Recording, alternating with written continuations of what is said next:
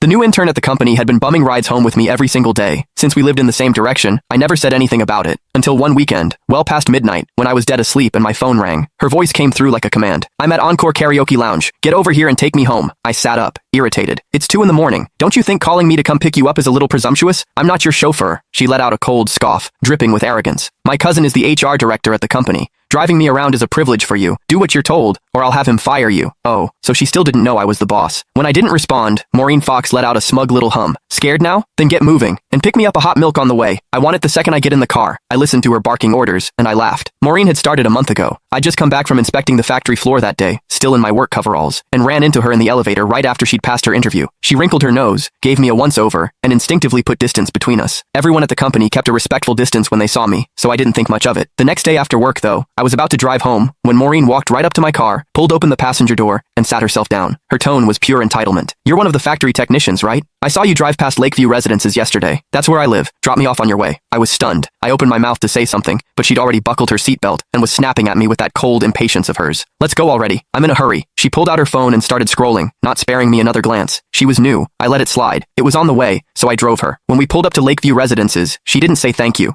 She just shoved the door shut and walked off without looking back. I thought that would be the end of it. It wasn't. From that day on, Maureen showed up in my passenger seat after work like clockwork. Never asked, never waited for an invitation. Before I could even object, she started making demands. "From now on, stop by my building in the mornings when you're heading in. Pick me up on the way. I hate the smell of smoke. I know it's your car, but no more smoking in it. I got down here 3 minutes before you today. Be faster next time. Don't make me wait. These seats are too hard. Bring a cushion for me tomorrow. Something soft. I don't like the color of this car. When you get a chance, wrap it in pink." Now I knew. Her cousin was the HR director. "Hello? Why aren't you saying anything? Are you on your way or not?" Maureen's impatient voice crackled through the phone again. I yawned. "No, I'm going back to sleep. Call yourself a cab." I hung up. Before I could even set the phone down, it rang again. Maureen again. "Are you out of your mind? You actually hung up on me? Do you have any idea that my cousin is sitting right next to me?" I replied lazily. "Oh, and?"